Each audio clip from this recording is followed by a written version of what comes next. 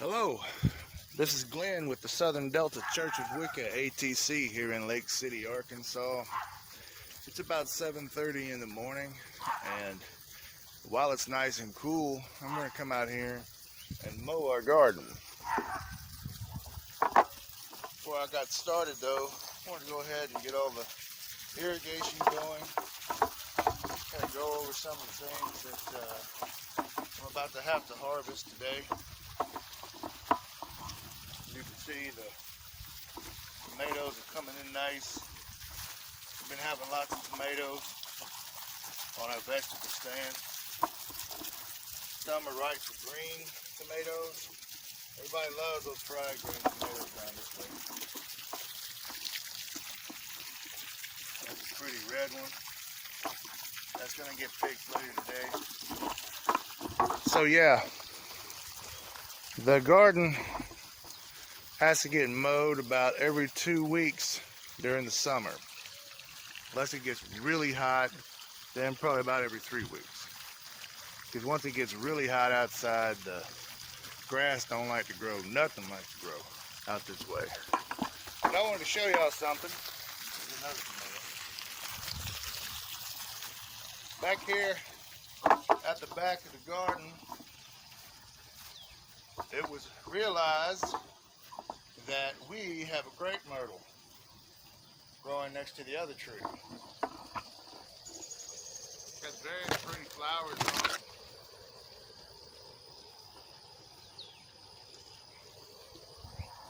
But this is the main tree that's been growing back here, and then we had all of this. We knew it was some kind of shrub. We didn't know. These crepe myrtles have all kinds of varieties. You can tell by the leaves. You know, if you compare this leaf to another kind of leaf of another crepe myrtle, it might look completely different. That's going to bloom soon. We also have these lilies that grow back here. Very pretty, orange. They like to bust out in the morning time. Hey, look, there's an okra. Our irrigation's still working real good. Some of our plants are starting to wane to the point they need to get pulled up, like this tomato. It's about at the end of its life. I'm gonna have to pull it up today. So it's basically garden cleanup day.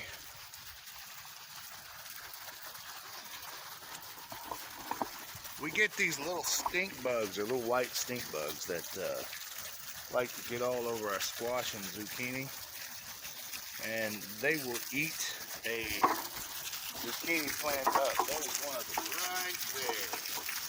I don't know if you can see that, right in the middle. The little stink bug. We gotta put some more 7 dust on everything after we get done doing the mowing. This first bed right now is empty because all of the squash plants that's in it have finally died and been put in the compost. So there's no reason to have this valve on. So I'm letting all the water get to everything else until we can get some replacements.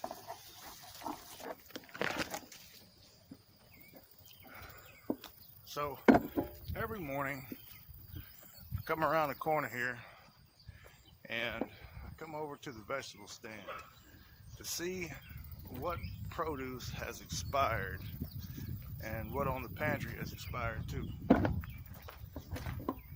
So there.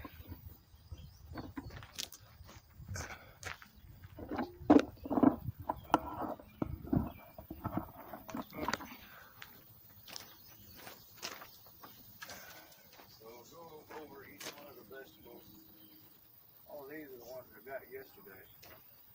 They all seem good. All the tomatoes seem good.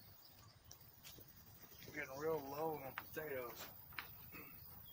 So hopefully today will get us another donation at one of the grocery stores in our area. squirrels, they love corn. And even though we have sacrificial corn, I can see one of the squirrels going up the pine tree. From time to time, they do like to come over here and mess with the produce. So we're actually working on that front and try to get some kind of system going for the corn so they don't mess with that. But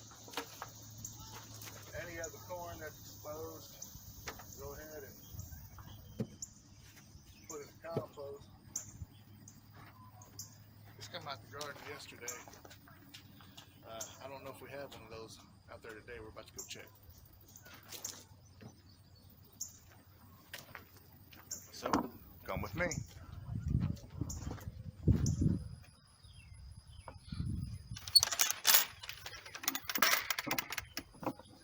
So, first thing is I take all of the produce back here to the compost that needs to be.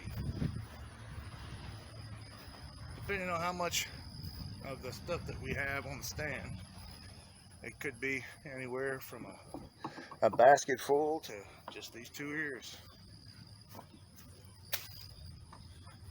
So now we're going to go ahead and go through the garden and find what needs to be picked. So this okra could use a few more days of soaking up the good water in the sun. We want them probably about this much longer before we pick it. We're going to be hunting for some big green tomatoes today because our high priestess happens to love fried green tomatoes, as do a lot of members of the community. Now, this tomato looks so good, and when they're this color, you could sit them out and they'll ripen up even more. But because you have this bad spot on there, that's going to go straight to compost.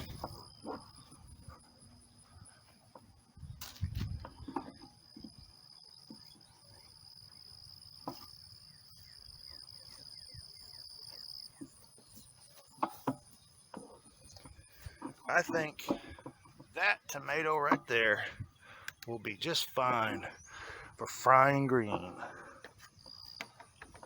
I don't want to pick too many of the big ones though, because they will turn red fairly quickly. Uh-oh.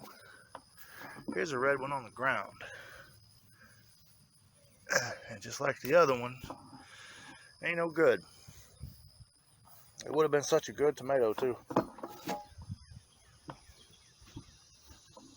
Right back to the compost.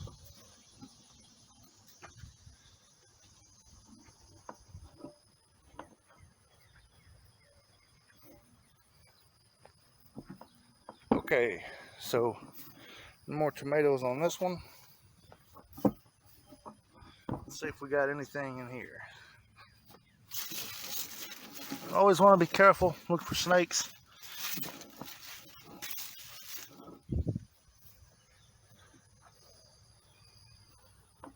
I haven't ran into one down here as of yet, but I don't want to start. There is a cucumber in there, but it's still small.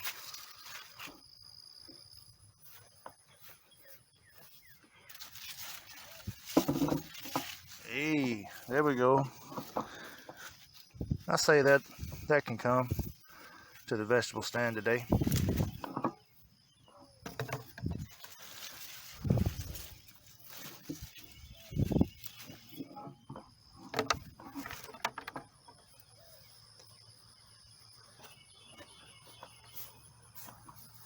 Looks like we got some peppers growing.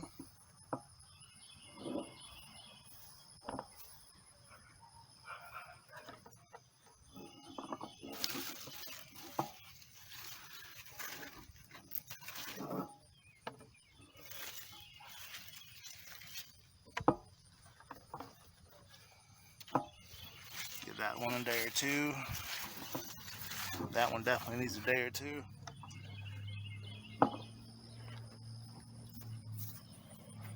Hey. Is it good? That's good. We'll take that. People love them tomatoes.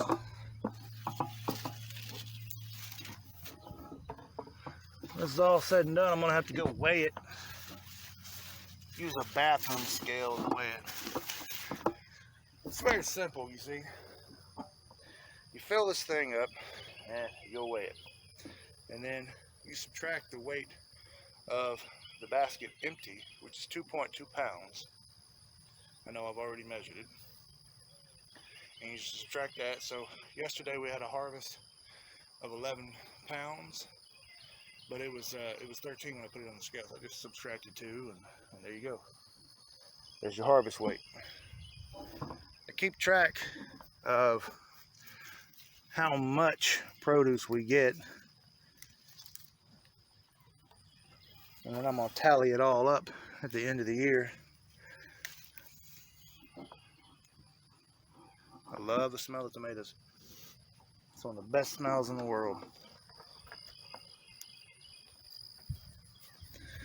Yeah, see, this one's kind of yellow looking, whereas this is green. This yellow tomato right here, it's turning a little red on the bottom too. When they're yellow like this, you set them up in the sun and they'll go ahead and ripen up.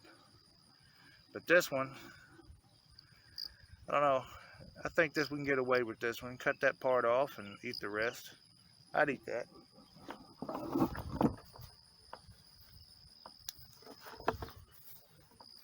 Hey, now those look like some good frying tomatoes right there.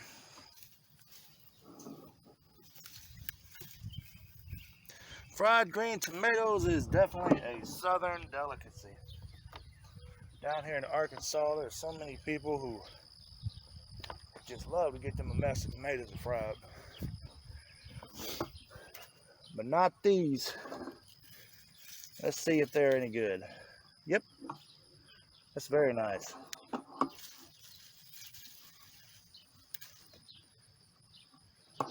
Now we have to use 7 dust on all these tomatoes. So before I put them on the vegetable stand, I'm always sure to wash these off. And I'm always encouraging anyone who gets them off the stand or out of the grocery store or anywhere, always wash your produce off before you eat it. Because no matter how good you wash it, you never know what can get on there between the time it leaves you and goes to the customer. That's a good looking frying tomato right there. Kind of an oblong shape. Basket's starting to get a little heavy. I don't know if we have anything in the zucchinis anymore.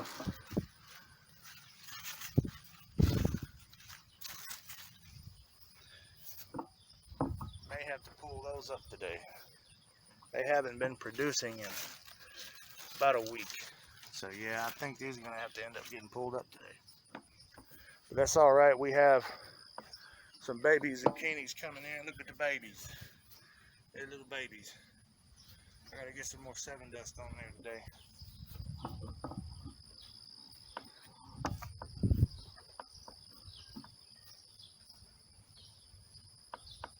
That's a good looking frying tomato. Right there. It'll be good tender. Just cut that off.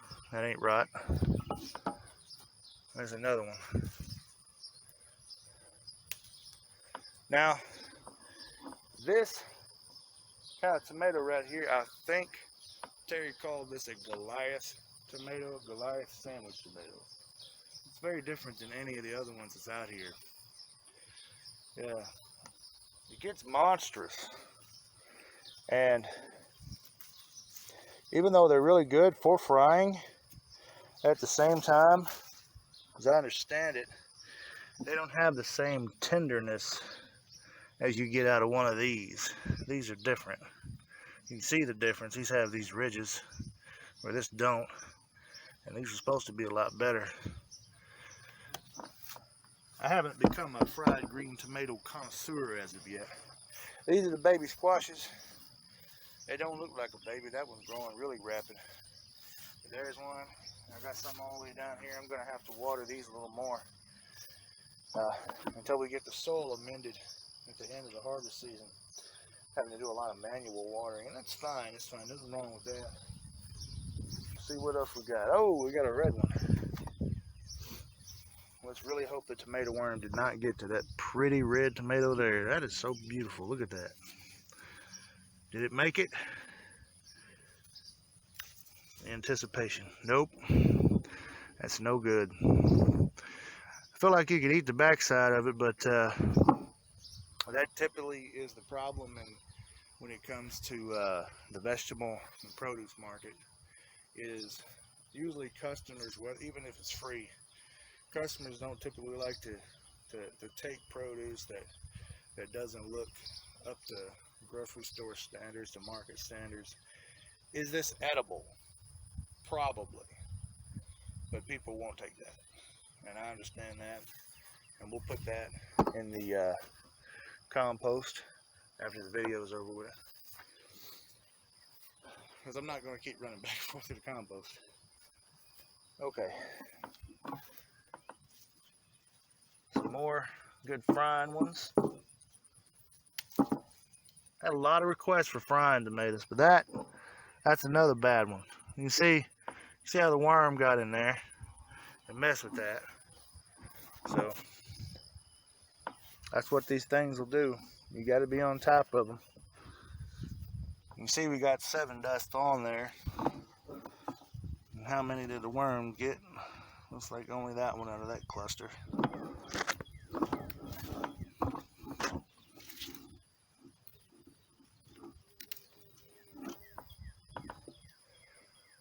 Well, hello, bug.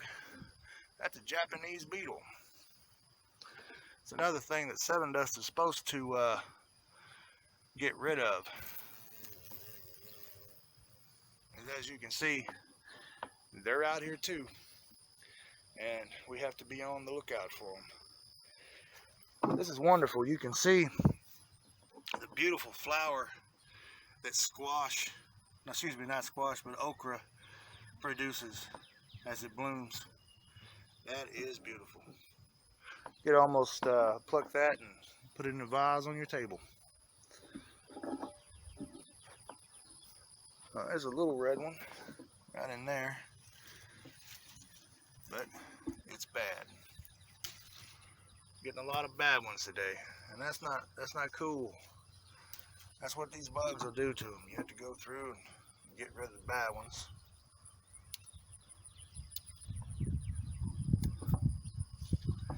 That one's almost yellow, not quite.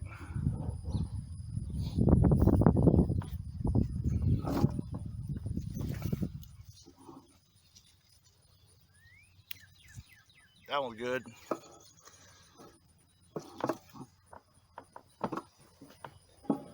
Okay, let's get these over to the vegetable stand.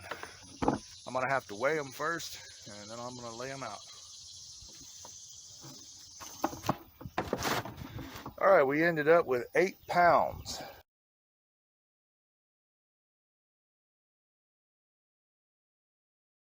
8.2 actually. So we're gonna go ahead and put this produce out.